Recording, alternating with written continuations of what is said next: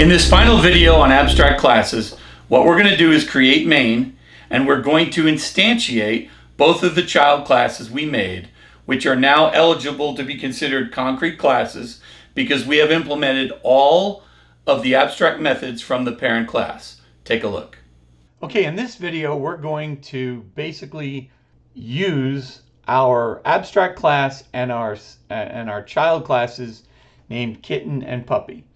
Just to review for a split second, Pet is the abstract class that defines two methods we want all our children to use: display pet and return sound. Okay? Puppy and Kitten both implement those methods differently from each other, but they also inherit all of the commonality of the pet class. Okay? So, let's go into main and let's actually build, well, you know what? Let's try something. Let's try to instantiate a pet.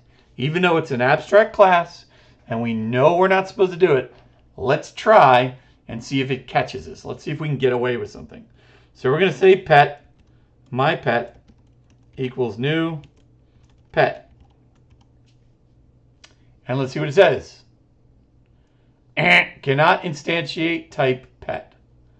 If I go over here, same error message. So this does not work. Cannot instantiate an abstract class. It's a no-no. So then I'm going to do the illustrious comment out that code and leave it as a cautionary tale. Now, we can certainly build a kitten.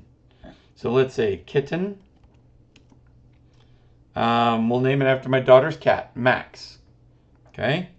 Equals new kitten. Okay? And we're going to say that he's got 9 lives left. His name is Max. And he is 5 years old. And we're going to call max.displayPet. Remember, displayPet we defined in Kitten, but we gave the prototype of it in Pet.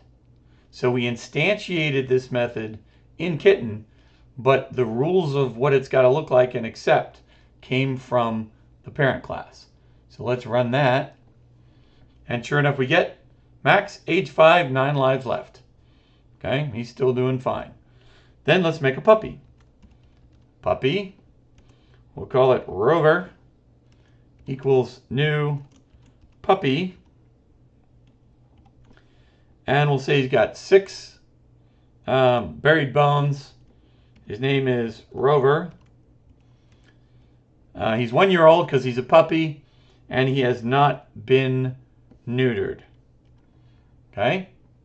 And we'll call Rover, because that's the object, dot display pet. Whoop. Let's get my typing right. Rover dot, there's display pet. Don't even need to finish typing it. Let's save it and run it. And there we go. He's 1 year old, he's got 6 hidden bones, and he does not need an aspirin because he has not been neutered. Okay? So we can instantiate into objects the concrete child classes of Kitten and Puppy because they have implemented all of the abstract methods of the pet class. And they both extend the pet class. And the reason we use extends up here is to tell the compiler to rat us out and go make sure that we implement both of these abstract methods.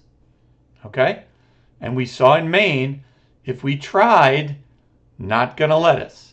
But when we get to a concrete child class that has instantiated those methods, then we can go ahead and build objects based on those child classes. So the cool thing about abstract classes is, let's say I'm running an entire pet store.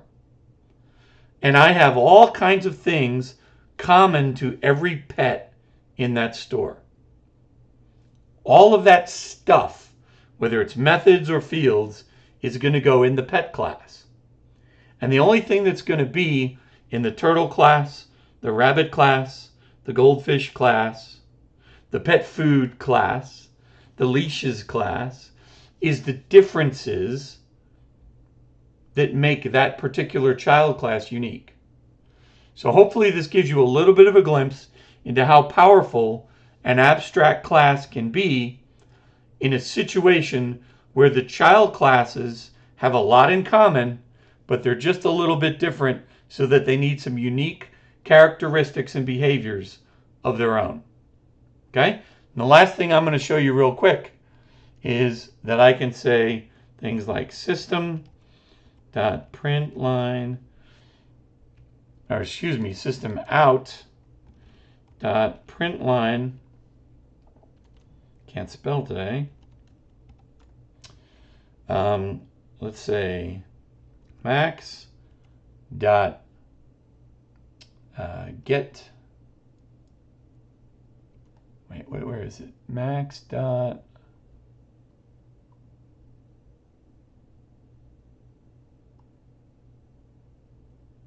return sound.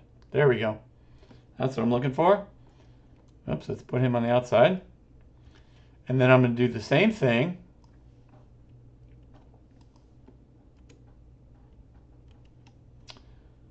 for Rover, because I really want you to see the commonality aspect of this. Okay? Two different objects, both children of parent, both implementing return sound differently. There you go. Meow and Ruff. Okay? That is your first look at abstract classes and the inheritance therefrom. So now you've got a good overview of how abstract classes work. They give us commonality at a parent level, and all of our child classes from that parent can inherit a lot of commonality and at the same time provide their own individuality at their level once they become concrete by implementing all of the abstract methods in the parent. It's a very useful tool to have the ability to create abstract classes, because for programmers it's a way of dictating functionality among your descendant classes. It's actually pretty cool, and it's very, very useful for programmers. Now, in the next video, we're going to talk about interfaces, and interfaces are for situations where we do not have commonality among the classes that we want to implement. We could have wildly divergent classes, but we need some common functionality that they all share. That is what we're going to deal with interfaces, so I'll see you on the other side.